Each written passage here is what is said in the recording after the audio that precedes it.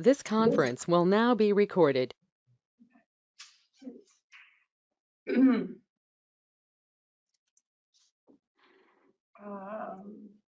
second. This is always so complicated. 1 second, guys.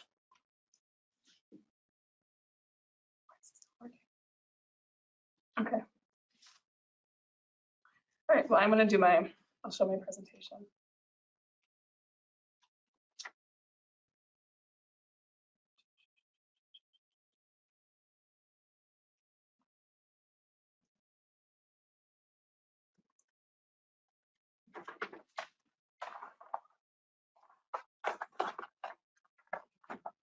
All right, now let's see if it works. Please hold on for a second. Thank you. And I guess what I can do is just kick it off. So again, my name is Ashley Parker. I am the city project manager. Tonight you have also with us members from Hoyle's Tanner, who will be talking about their consultants for this project to do the design work. Conference will now be recorded. Oh, yeah, okay, this is not working. You're good. That was me. I'm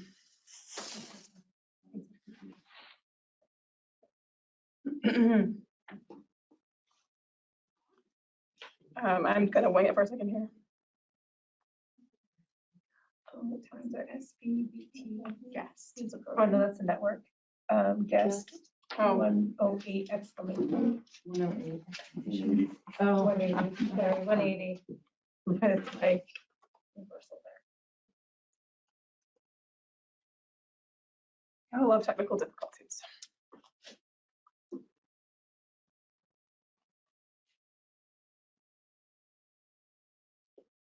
Okay. I think I'm just gonna go from this time. Let me start over, share my screen. Did you just lose everyone on the Zoom call? Nope. Oh. They're still here. Okay, here we go again. Try this again. All right, so tonight, I'm sorry, what? Lost on our screen up here for the public in the room. This one. Oh my gosh. How? Okay.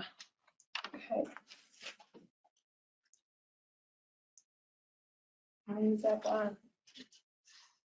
Oh boy, Oh, so can you see them on your screen? I can see it on my screen. Oh. It's in the agenda packet, so maybe people can follow along on the agenda Yeah. as you do it. There should be an option to share your screen to both your computer and the projection. That's what they sometimes it is a fun. On my computer, it's function F7, but I don't know if it's the same on your. This never happened to me before. Was it working before though? Yes, it was. Yeah. It looks like you still have a tab. Might not have a presentation. Or you might have just jumped out of your.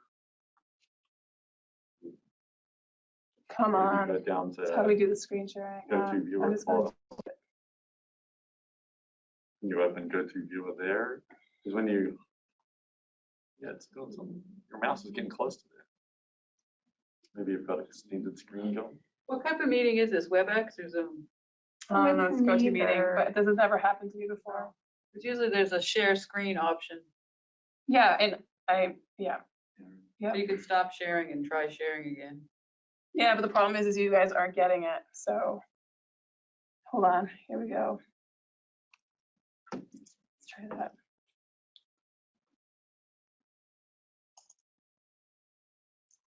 Why is it not letting me, why is it asking me this question? Should I do both screens? Is there a duplicate screen thing under the control panel?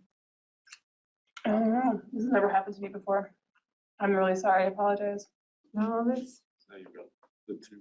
If you, Yeah. if what she's saying, it would be a right click from your Windows. Just from the regular Windows thing, and it says duplicate display, but I don't know what software you're using.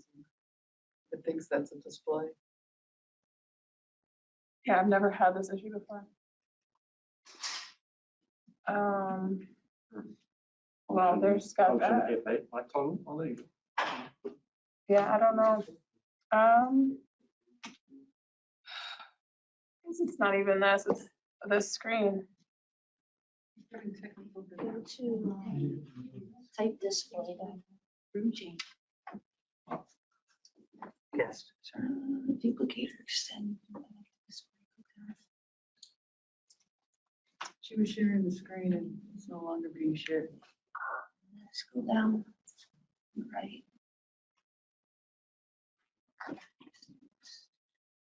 one.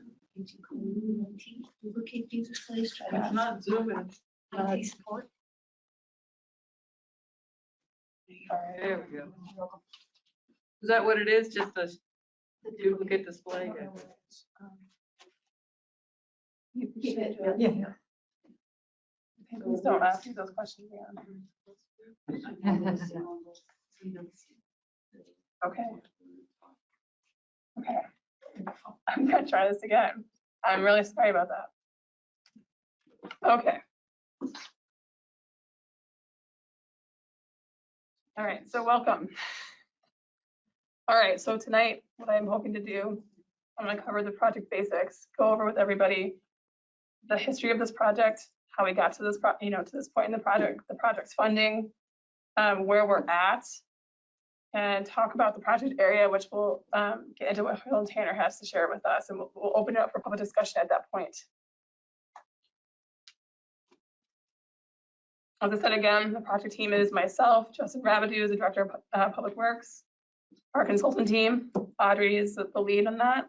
And then we have a member from VTrans who is our Municipal Assistance Bureau Project Manager. His name is Derek. I'm not sure Derek's here. So, Present mode, so that- yeah, that's what screwed me up the first time, so I'm afraid to do that again. So this project is basically looking at completing a gap in our shared use path network along Spear Street between where there's an existing path at the UVM Forestry Building that kind of ends and goes around a bend all the way south to Swiss Street. And that's the focus of this project, along with some pedestrian connectivity opportunities across Swift Street and at Songbird.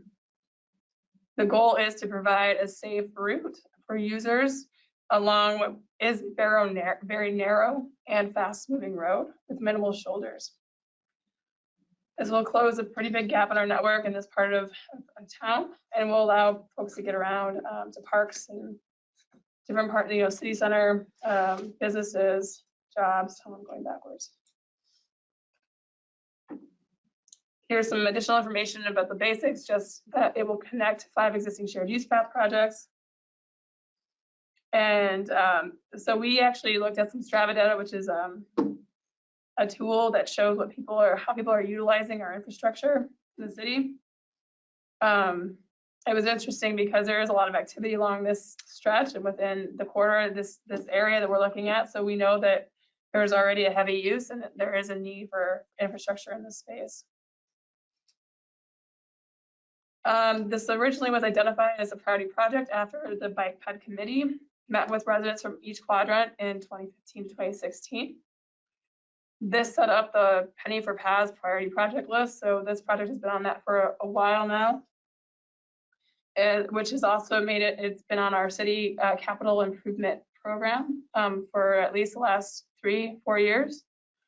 It's also, there's a bit about it on the city impact fee ordinance, the current one. It's been shown on the official map, which was done in 2004 as a planned path or trail. I also is discussed in our comprehensive plan, which was done in 2016. And the most recent effort was in 2019 when we did a scoping study that the Chittenden County Regional Planning Commission helped us take a look at this area, identify opportunities. And just as so everybody is aware, this project has multiple funding sources. So I'm just going to start going through some of those. One of those is the Penny for Paths Fund, which was voted on in 2018. So some of these funds will go towards the design and construction of this project. I might have missed something. I'm sorry. As I mentioned, falls on the CIP. It is on this year's draft CIP, which council will be reviewing in January. You can find all the city CIPs, the most recent one anyways, that's been approved on the city's website. And this is what lasts, well, actually, this is the draft one for this year. So you can see on here that's on the list, what the timeline is. Just a little information on the impact fee ordinance. Excuse me, would you be able to highlight what those dates were? Because you can't see it back here. Sure, yeah. And maybe the funding sources, can you? Yeah, that's what I'm going through right now. So, yeah, so with additional funding sources we got this past year, which I'll go over shortly.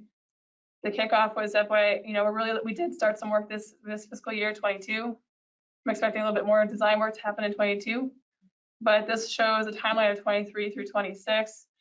I'll also go into why the timeline is that way in a bit. It has to do with our funding source for grant.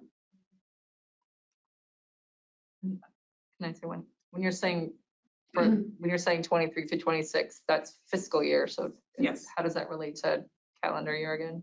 So we're in FY 22. Our fiscal year starts in July 1 and runs through the end of June.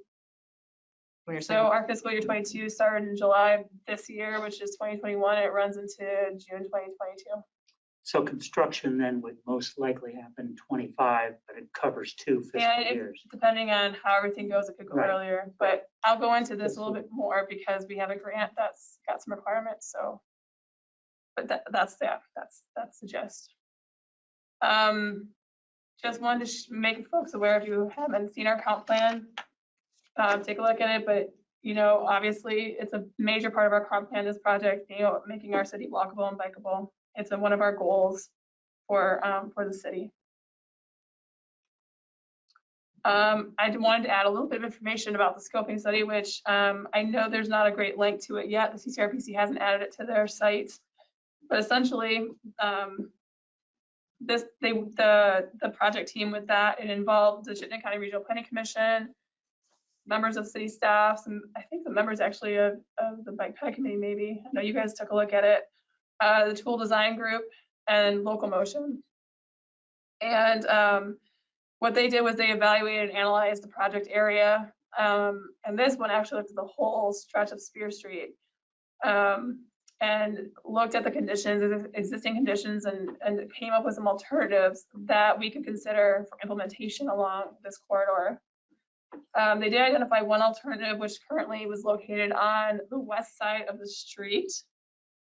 And as we'll go into the discussion of the project area, we're still looking at what this project will look like on the ground. So, but that is what the alternative was. That was the recommendation from the scoping study.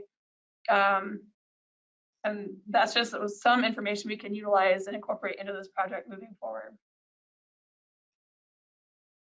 So where are we today? So I mentioned a grant. So the city this year in May, we received some funding from VTrans through a federal grant, the Transportation Alternatives Program, of $300,000 to assist us with the design and construction of this project.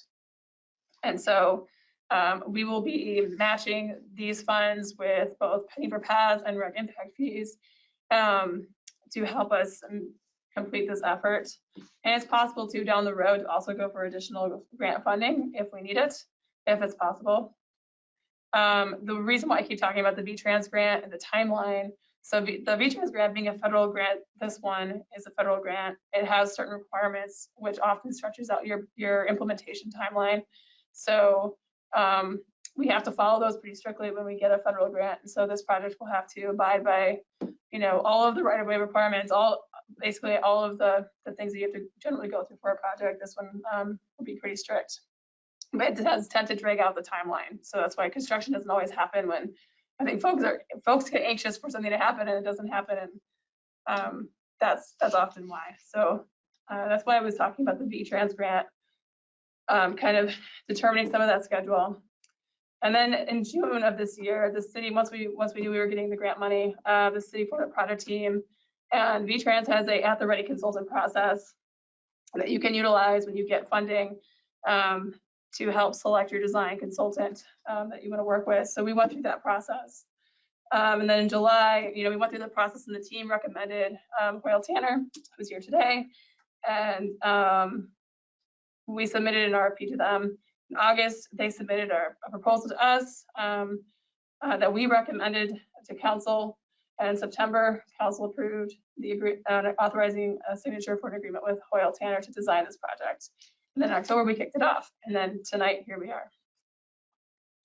So essentially, we had our kickoff meeting and now we're here. We don't really have a concept. We are here to talk with the public again about opportunities, talk about the project area, talk about concerns, to get more information on this project that we can incorporate as we move into the design part of this, the design phase of this project. So that's why we're here tonight. I guess at this point, I will turn it over to you guys, to Hoyle Tanner. Do you want me to pull up your slide? Sure. I think we'll just breeze right through it because I think a lot of it's the same stuff. But Okay. Do we need to move the camera? I will, well, I can.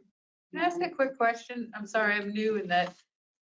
Is this a committee in itself? And then, I don't know how many of us are just the public attending, and is all the decision-making done by the committee? I mean, obviously you get the grants and input, but I just didn't know the structure of like, how many people in attending this meeting are just, actually on the board or whatever you call it. Yeah, so you've got about, the bike path committee itself consists currently of 8 members. Tonight, you've got 4 here, and there's 3 online tonight. And is So that an elected committee or a volunteer committee? it's a volunteer committee, so the council, they're a council committee. The council appoint the members to the committee. And so that's how they serve. In terms of these projects, so the committee has been very active in helping to create a priority project list. And that's why I went through in the beginning, this is before even I came to the city, but they went through a whole process. Once Penny for Paths, and correct me if I'm wrong on this, but I think it was after the Penny for Paths initiative was voted, maybe even before, you had a list, you acquired, It was before people made their vote to approve Penny for Path. It was one of the top 10 paths that was listed on our materials out to the public. so, and then we, they share that with staff and council really. And that's kind of how our work has been guided in terms of how to prioritize projects in the city. Thank you. All right. How do I close how can I close this box? Oh, wait. I figured it out. just, make it smaller. I don't get it yet. It's fine. Good. It's cool. So I don't know if you can see me or not on the screen. If you can't hear me or understand me at any point, just stop me. But my name is Audrey Bolak from Hoyle Tanner. As Ashley said, I'm the design project manager for the project, and Nicole Senabar is here with me from Hoyle Tanner. She will be taking down comments and stuff, so bear with her if we slow down the comment process a little bit, get everything, the notes taken, because tonight's about you guys and your comments about and thoughts about the project. So we kind of already talked about the project limits going from Swift Street up to the UVM forestry building along Spear Street. And as Ashley said, there was a study done by Tool that proposed a path on the west side of the road. We're still evaluating whether the west side or the east side is the best side. And that's where we want to hear from you guys as well for thoughts on that. The west side on this map, excuse me, is the top part of the street? Absolutely. Okay. Yep, you got it. So for those online, there's a couple maps here up in the room. Towards the end of this presentation, you will see those same maps on the screen. So bear with me here. They're seeing it right now, and you'll see it in a second. If you want to switch slides. Yep. Audrey, can I ask a quick question? Absolutely. You can be quick, but so you have the definition of you're starting in Swift Street down to the forestry building. Yes. Is there no option whatsoever to be extending that further south on Spear Street too, or why was that cut off? Because So I'll answer that. So that's outside the scope of this project. So when the scoping study was done, with CCRPC, they did look at the whole stretch. This half of this project is going to cost us alone, like, I bet it'll be about $800,000 probably at least, maybe more than that. So, and we actually, the committee can probably speak to this too, because I know they've been really advocating for this, but the big thing between Swift Street and south of that on Spear is to try to create an off Spear Street connection to get people through that part of town. That's become the main focus because of the narrowness of Spear Street and really lack of, there's not a lot of space to put infrastructure there. So that's one of the reasons why a lot of projects that are going in now are creating these connection points. The Hubbard Park project actually is another example of a connection that will also aid in this off Spear Street connectivity idea. So that's the plan. It doesn't mean that down the road we still have, there's still, I think, a plan for a Spear Street widening project, I think, at some point. But I think in terms of what to do in the near future about it, I think that's the goal, is this off Spear Street path. And this committee would also be involved in like the Hubbard, even though it's not on this agenda. This is the same committee that's involved in that as well. I mean, the committee has provided input. Well, I'm one person that provided input, but I just submitted an email and never heard anything, so I was just wondering. It's a project of the rec department or open space? I mean, I manage that project as well. That project is a combination project of, it is a rec project, but it's also a shared use, so it's a bike pattern project. It uses funds from several different sources to make that one happen. So we provided comments just like you did. Yeah, well, I just didn't know who makes the ultimate decision. Is it City council. the city council? Okay. Right. From recommendation from the committee, right? So, right. If I could just piggyback on it, and I'll let you keep going. I also live along Spear Street and bike along there a lot, have for years. And I was curious sometimes to look at the data that you guys collected on the volume that you have from Swift to, I guess, the forestry building, and the decision then not to use, go south on Spear Street because of maybe infrastructure. But I would encourage us as residents to look at Spear Street again down that other section too, in addition to this, because it's a very high volume biking area. And I understand maybe the move at this point is to go through neighborhoods, which will take a while too, as we develop Meadow at Spear and all these others. I don't know what the timeline would be, and if a VTrans, grant is just earmarked for this and that's it, or if there can be fungible assets and monies to go to this other one later on down the road, not while you're focused on this, but big votes to work on Spear Street, because it's a dangerous biking area, but it's very high volume use. I'll leave that for a minute and let you get back. And so just to that point quickly, in the CIP, this is considered phase 1 of Spear Street improvements. And there is a phase 2 that's further out in the timeline, but it is there. Oh, that would be great. That would be great. Good. And I will say, sorry, Argue with any of your points. No. this is, We're probably not. And you guys have done a great job. I've never been to a meeting. I apologize. No, it's fine. I'm Like, happy to have them. Taking me happy to other have ways, them. but you guys have been a great committee, done an incredible job in our town. So I thank you for all. Well, that in you've done. fact, the way you reached out to the community, I mean, I live right there too, and I walk every day in Hubbard Park and I ride every day. But the fact that you reached out and everybody could get right from the newsletters open, I really appreciate that. So Ashley went over a little bit of how we got to where we are now, and this is kind of the schedule moving forward. As she said, with the federal funds, sometimes it takes a little bit longer to get through the full process, so this will kind of outline it for you a little bit. As she mentioned, there was a public presentation in 2018, a scoping study in 2019, and tonight we're at the local concerns meeting. So I'm just going to talk briefly, and then we're just going to open it up to you guys for your thoughts. And when we get to that point, we'll ask you to state your name for the record so that we can write down the comments and then tell us your thoughts on things, and we can have a good discussion. Then we'll be preparing, sorry, that's okay. Then we'll be preparing conceptual plans. So we had a surveyor go out there. You might have seen them out on the streets getting an existing ground survey. And then we're gonna do some conceptual plans. And once we do those conceptual plans, we'll come with a couple alternatives and we'll figure out a conceptual idea, and then we'll come back to you guys in a public information meeting and present it again. So you'll be able to see it again when we get something on paper. Right now, the plans are just existing conditions for talking points. So the next meeting, you'll actually see a conceptual design. And then we'll go through the final design phase, which takes a couple years because we need to go through the whole right-of-way process because of federal funds. We're not anticipating large right-of-way impacts, but it's part of the process that we need to go through. And then beginning construction 2024 at the earliest. As you said, I think you had it out in 2025, 2026, but It was FY, so. yeah, so it kind of spans the two. So go to the next slide. So I'll just skip over these real quick. We can go back to these for those online so they can see it in a minute.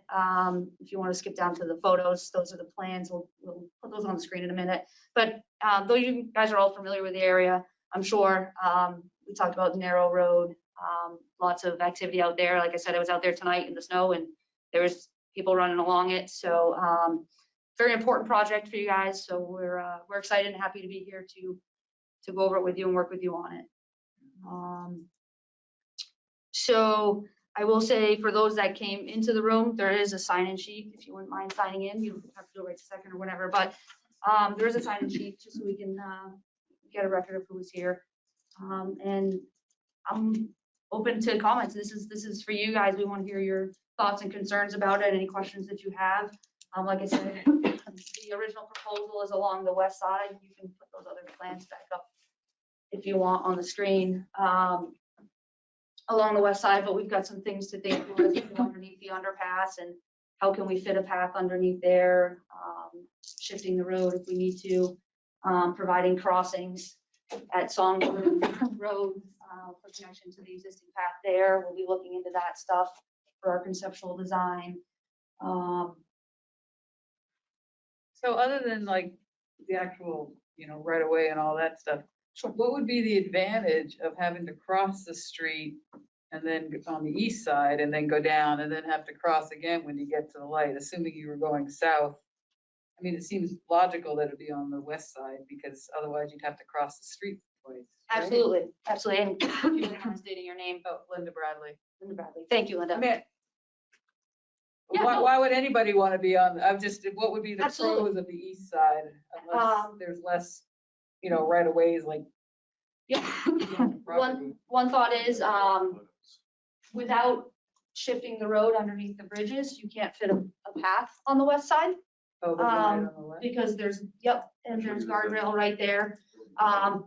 If we shift the road a little bit, maybe we might be able to fit a path there. So we kind of weigh the pros and cons of, is it more advantageous to shift the road in and put a path on that side or to put it on the east side and have more crossings? And that's something we're gonna look into. I agree. And the crossing would probably be like they have at Overlook. The rapid flashing beacons. Yep. And Linda, if you look at that photo there, you can see on the west side, the guardrail is like actually right beside the Right. roadway, whereas on the east side, it's got 10 or 12. Which is the east and west? The east is on the right. Okay. The west is on the left. All right. If you're looking at it. There's also a development down further towards UVM or north on at UVM. And there's going to be a crosswalk for that development over to the path already. So the crosswalk will be there if the path is on the east side. It's not the best. Obviously, it'd be great to stay on the west, but I assume that you would cross at the top of the hill. yes. Because I know about you, you're flying. Visibility, yes. When you start going down that hill, then I doubt you'd want to have to stop and take a left. Yep. We look at site distance and we look at that stuff to make sure that it's a acceptable crossing location. Hi, I'm Betsy Berenberg. Where's the development you're talking about? It's just short of the UVM horse farm. If we can, maybe you could show it on here. So Oh, it's beyond. It only goes up to right at the. On the east side? Okay, so it's just a little bit beyond on the east side of the road. Oh, There's a big, Quarry Hill?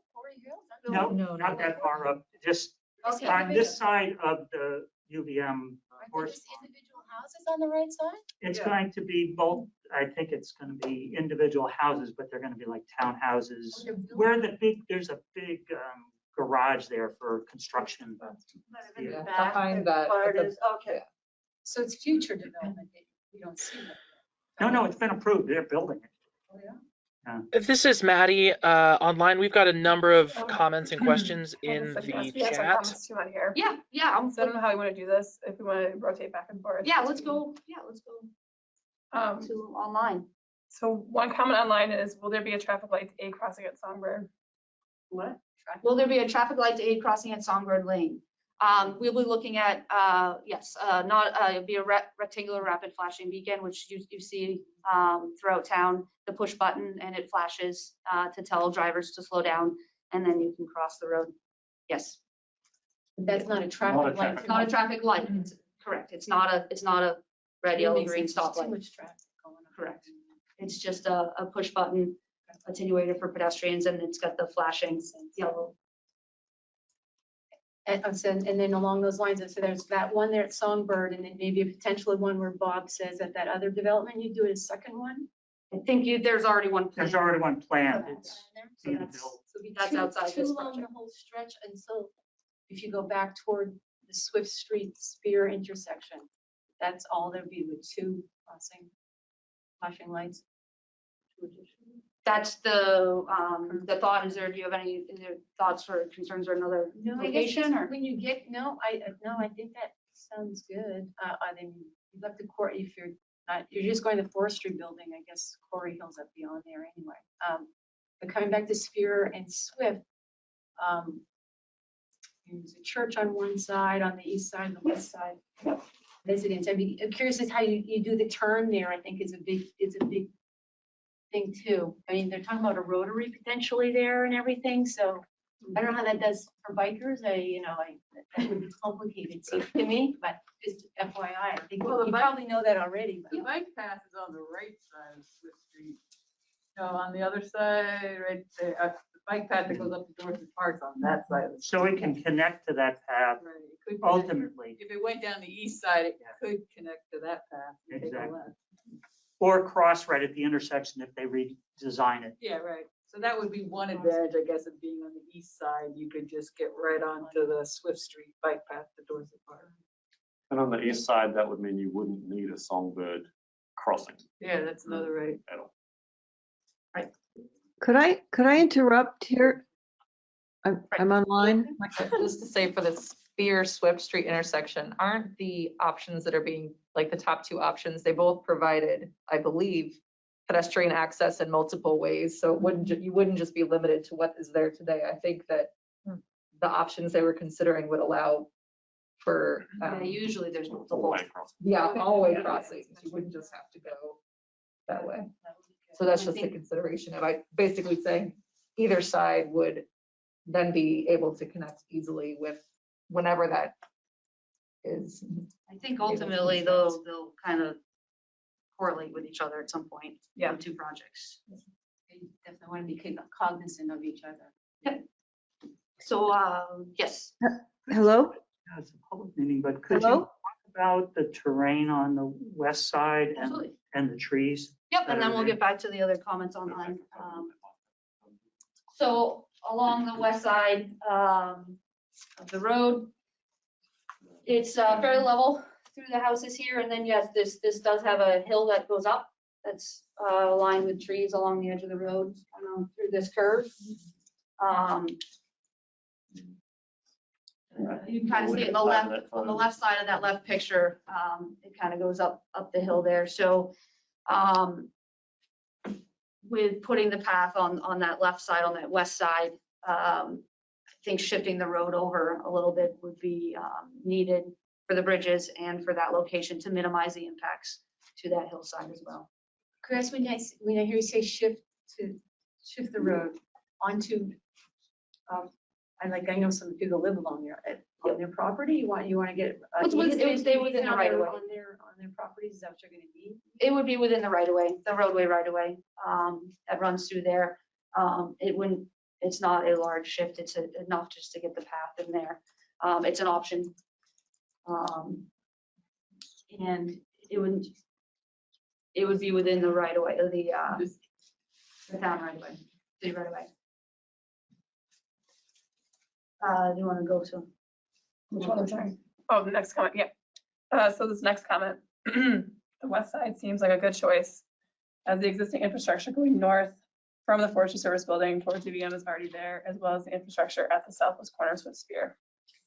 Thank you, Doug, and that's a great point and one reason for the proposal on the west side, absolutely.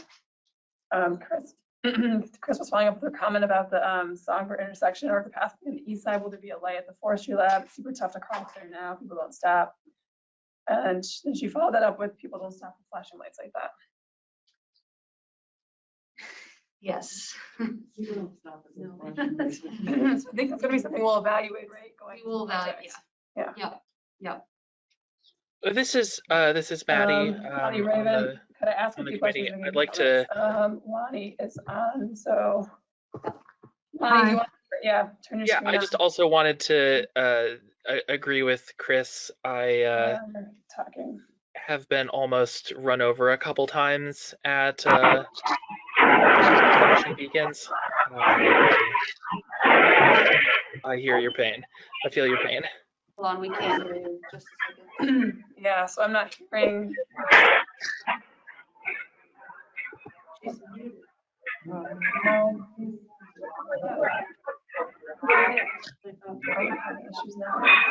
One moment, please, guys online. I think we missed.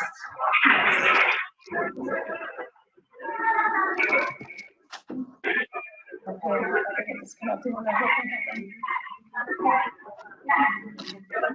The moderator should be able to turn off the noisy usage.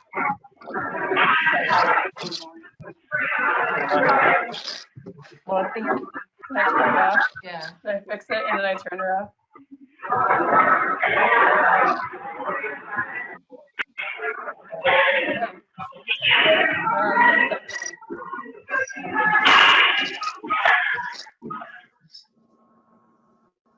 Okay, so Lonnie, I think you should be good to go now.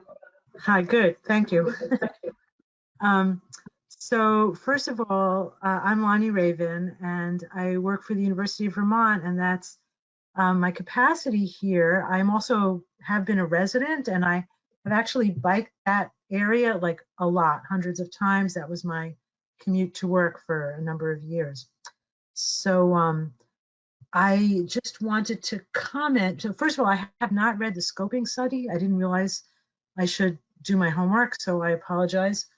But when you show maps, could they be aligned north-south? Because I think that would make it much easier for people to sort of quickly identify where they are.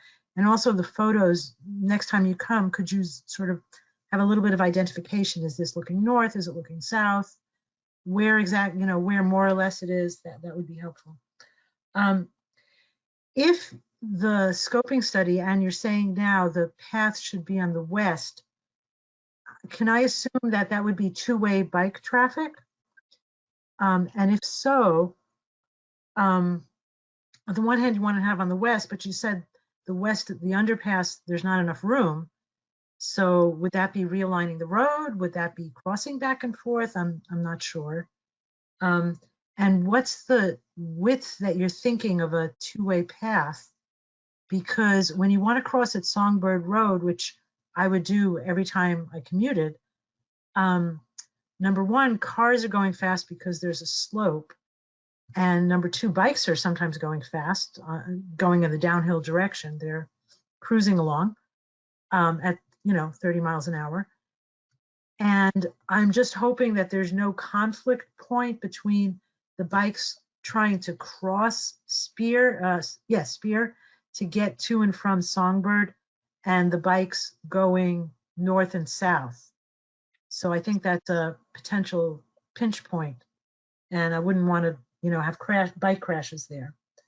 And the next question is, can you consider a bike lane on either side? Because that might help with the crossing.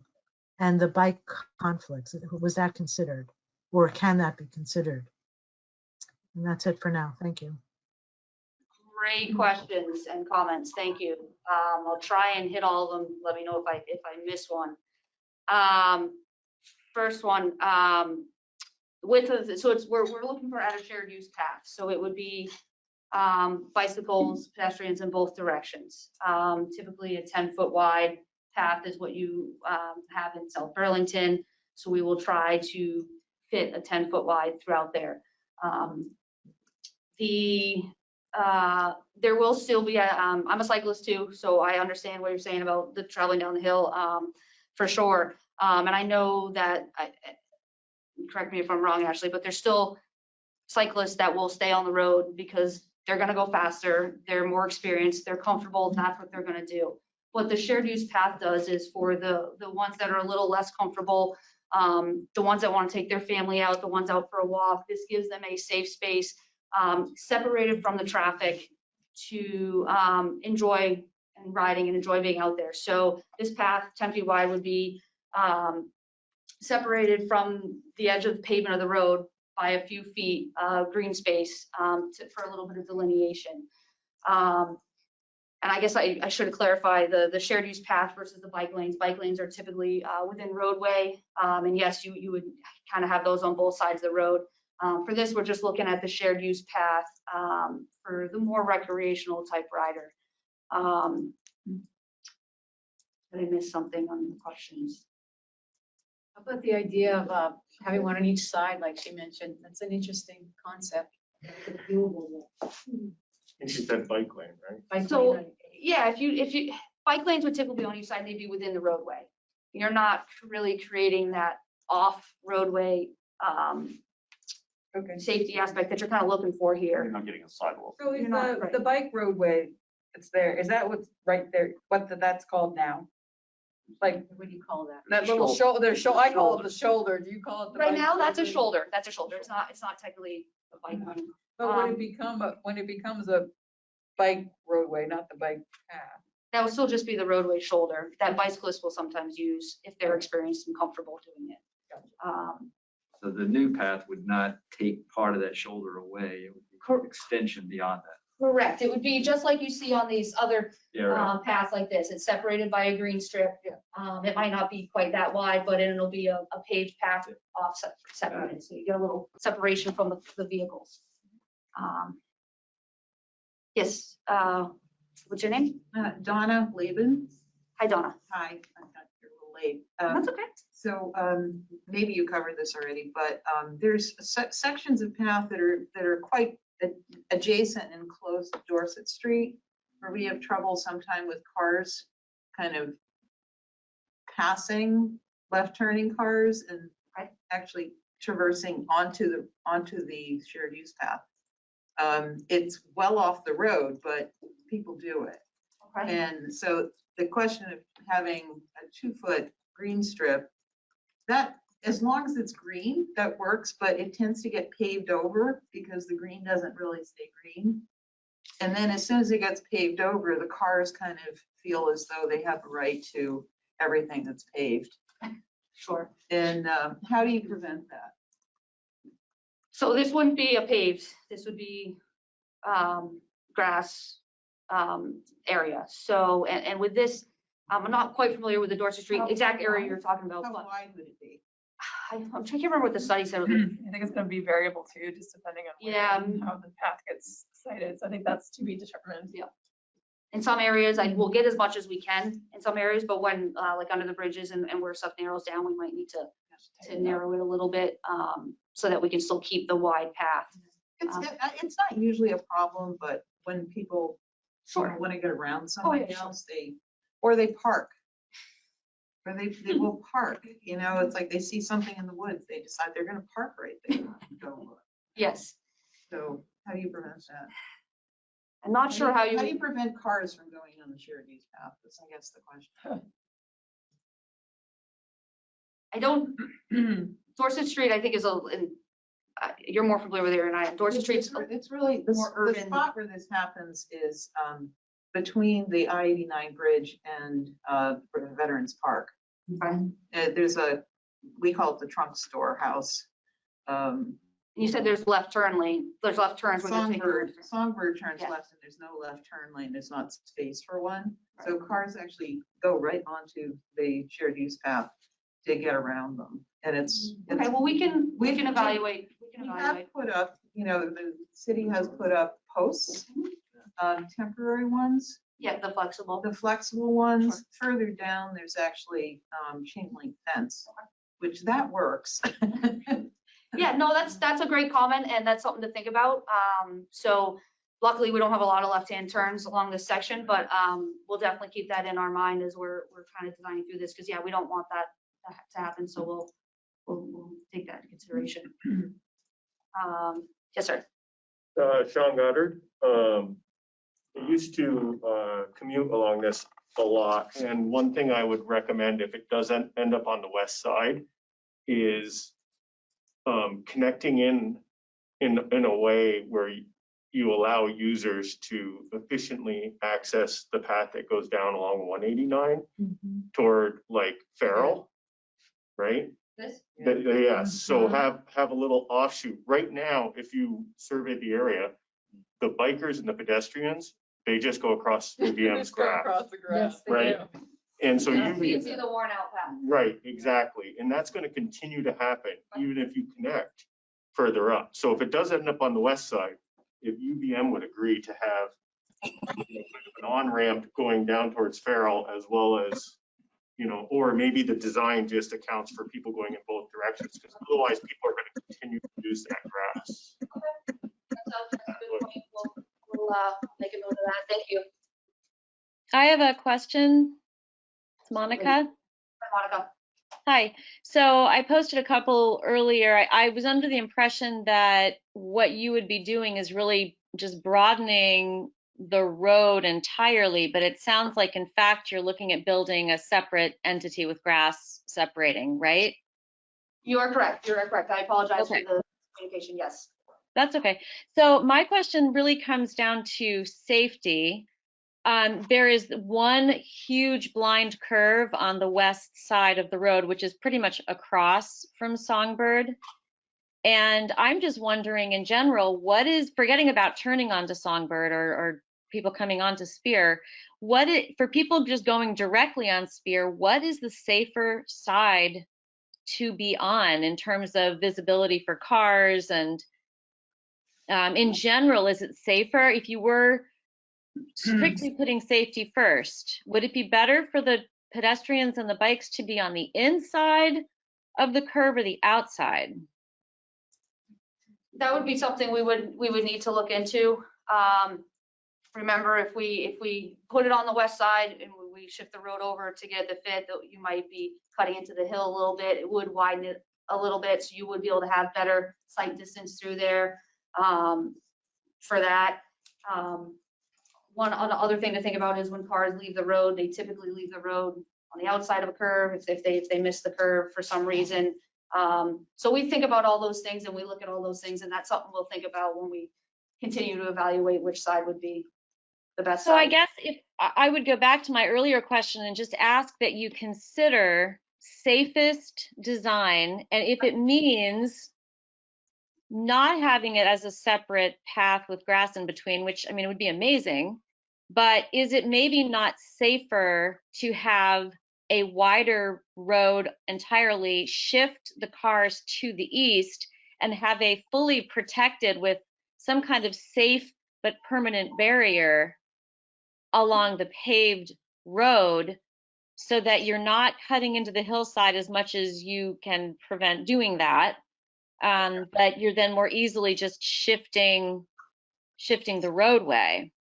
Just something to think about, because I think safety has to be absolutely number one in whatever the decision is. Absolutely, I agree with you on that one. And yes, we will think about that and look into that as we go through it. I agree with you. So we've got about like 5 minutes. Okay. I want to get through some questions we haven't gone to. So Yes. Monica, that was Monica's question. Okay. Doug asked another question on here about, was there discussion of the existing lanes along Songbird?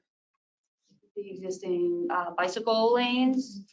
The existing shared use path, is that what? I'm assuming so. I think, we'll have to look at that when Okay. we. Yeah, I mean, As a we'll be full looking to shared tie use into it. We'll be looking to tie into it, make the Whatever's connection point there, existing, yes. yeah. Can you look into motion activated warning lights versus push button for intersections or a combination of both? That is from Robert. Let's see, that's not it.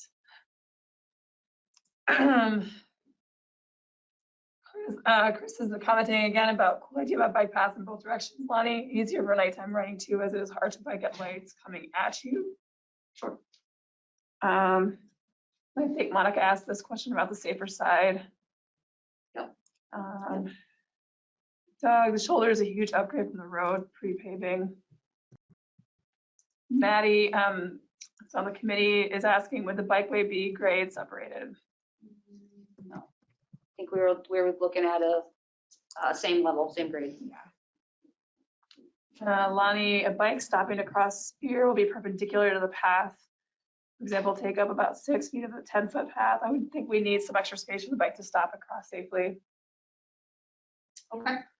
We'll look into the crossing locations. Yeah, and And on the the standards. scoping study, they had a jug handle. Yeah. on Yeah, the- we'll on the review bike. that. Yep. Let's let her get through a couple more and then I will come back. Yeah. I think Chris was just commenting, I think it's just a Dorset conversation. The posts are not there in winter. Just true. Yeah, they're usually moved for plowing operations. Yeah, that's my question. How's the plowing work? They usually remove them. Next year in FY '22, the DPW is supposed to figure out a permanent barrier to go along there, not in front of the Trunk neighborhood, but down further where people take a right by driving up on the path to go up Yeah. Grandview and to go on Kennedy. People drive up on with their trucks. And so that is supposed to be solved next year in I was FY more thinking '22. if she had, on this design here on the west side, you'd see you have a foot or 2 feet of grass and then the bike path. When they plow the street, assuming you're gonna keep it maintained all winter, the snowbank would obviously go on the grass part and then you gotta plow the, so just as And long that as is you're something taking that, yes. plowing into consideration. We are, and that, yes, that's a good point, and it is something we've thought about. And we coordinate with the city on what works best for them for that as well. Lonnie has another one. The inside of the blind curve is dangerous for cyclists. You can see that cars have driven over the white line on the right and the line has disappeared. She also asked about considering wildlife crossings between interstate lanes. And sorry, I'm just trying to get through all these. Monica is another comment about regarding how this connects to the pending rotary at Spear Swift. I think we kind of addressed that a little bit. But we'll be looking, one of the ideas of this was to try to take a look at what we could incorporate from that final scoping study, which I think is wrapped up. So we'll have to take a look. My point though was there was someone that made a comment about when people are coming up the bike path from the Farrell neighborhood that and I know that UVM has in their vision document potentially using that corner of Swift and Spear with some kind of community purpose. My point is that there can be at some point more parking happening in that area. And I would just ask you guys to really think about, is the roundabout a good fit with what you're trying to do and, that whole corner? I think there's still time to be open and discuss all of that. So I would just ask you to keep that in mind as you're looking at what side of the road is the safest for this project and how does it relate to that roundabout? And are there some more comments from the Bike Ped Committee you would submit regarding that roundabout? Okay. All right, and I think the last thing on here was the video about bike flow and roundabouts in the Netherlands. Let me see what time it is. I can't tell on my thing. It's about 6, so it's almost 6:30, maybe like a minute. Quick question? Anybody in person? You're good? I was just about the snow. Okay. Well, thank you guys for your comments. I see, sorry, I see one hand on. Doug, did you want to actually make a comment?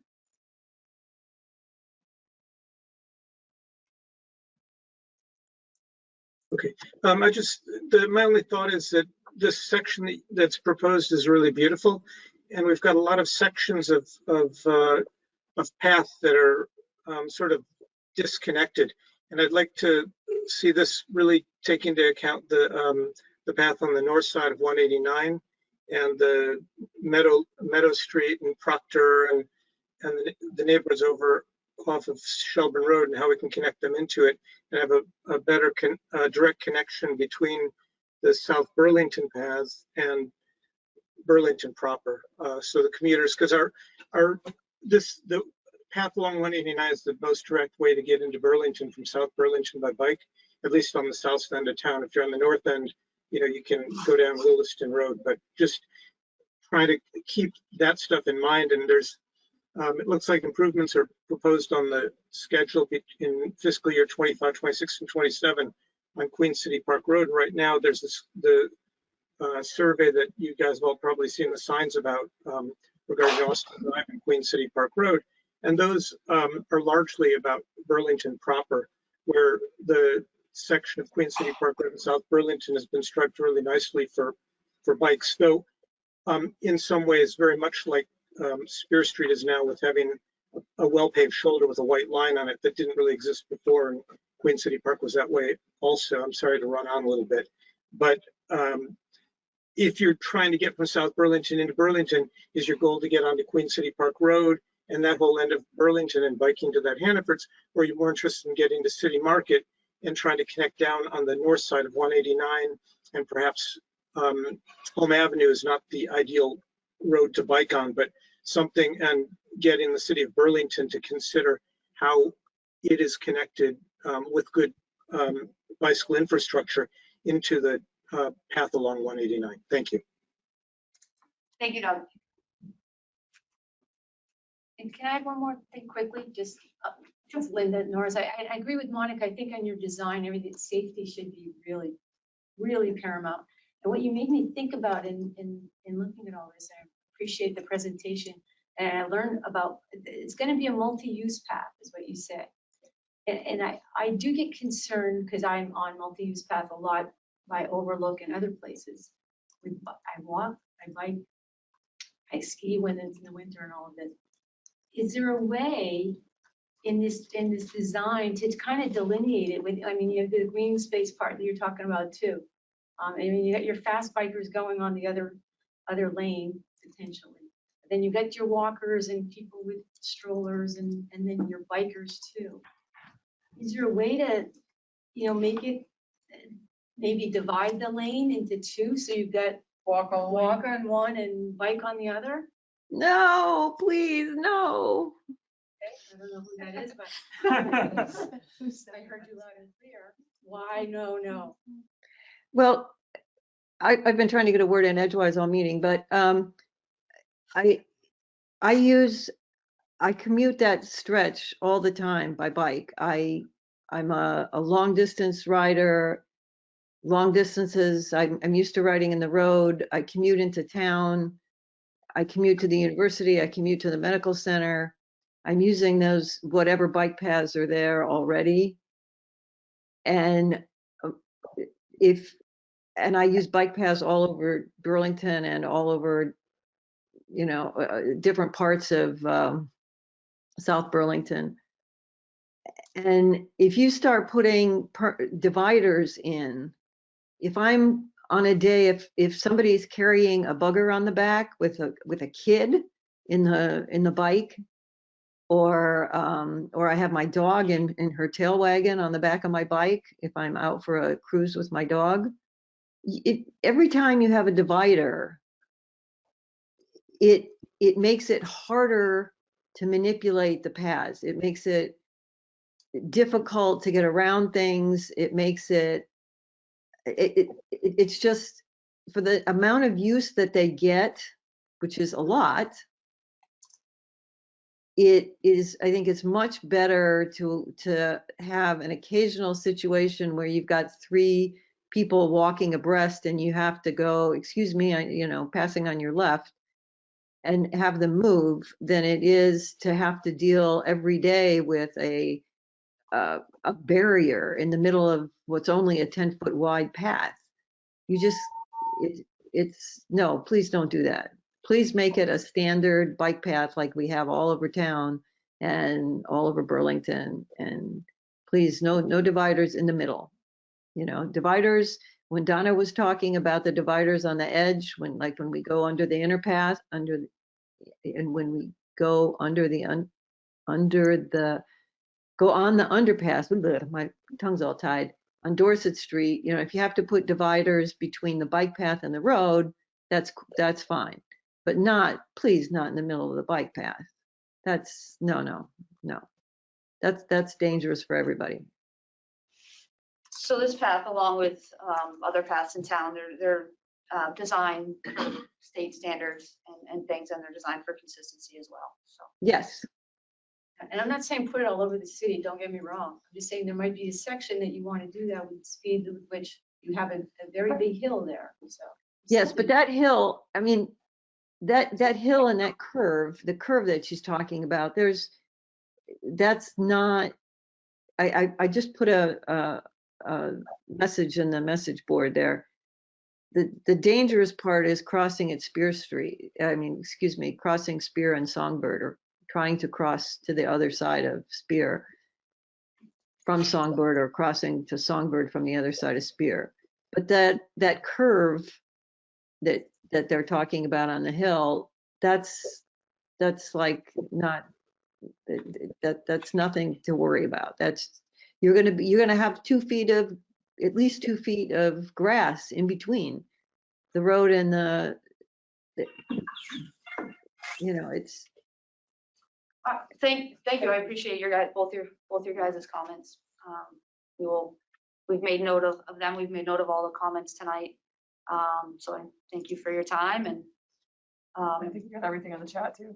Can I just ask, what is the next step then? And back to your calendar. Yep. So the next step is we're going to take these comments, we're going to summarize them up, we're going to talk with the city, we're going to come up with some conceptual design, and then we'll develop that to a point where we can bring it back to you guys and present at another public information meeting our proposed design, address any more comments, and then we'll proceed to the final design stages. That's April of 2022. You're looking at the target for that, right? That's the target right now, yes.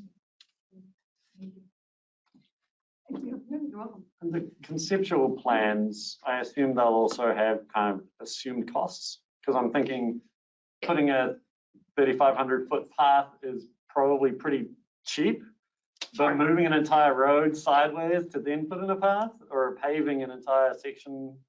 Yeah, and by shifting the road, it's like a step box widening. It's you don't have to redo the whole thing. No, you'd pave over and the cars would drive on that east side more, but you would still need to do some sort of. But it would be more. 2 foot removal to put in a grass strip, right? Correct. Like you wouldn't want a single 30 foot surface. Correct. She was Prices are important. So. Yes, there would be prices with the conceptual design. Yes. So, quick question. When you say conceptual plans, are you presenting alternatives, or you're just going to come back with the preferred plan? I forget. This is the way it's written. I'm not sure which way. I'm trying to remember the way it's written. I believe it's just the preferred. Yes. We're going to go through and discuss Because you just together mentioned cost, so I was going to say Yes. and then present a proposed plan. And then there will be room for some small tweaks after that, but we're going to take all the comments into consideration and think about that and work with the city to figure out the best, safest, most usable option for you guys. And so in the cost estimate, you'll be putting in the cost of removing a bunch of the hillside on, if Whatever you were it to takes for the decide the design. west side. Yeah, whatever The it would west take side. for it would be the cost for all of it. Yep. And just lastly, Lonnie asked about right of way. Are we trying to do with the existing right of way? And I was just responding that that's our goal right now. But we obviously don't know what that's going to end up looking like because we don't know what the layout's actually going to be. So that's the plan, but correct. To determine because we don't have a layout. So. Right. I'm supposed to be getting a survey this week from them, so we can go at it after that and lay some stuff out and coordinate with the city. Thank you. Yeah. Thank you very much.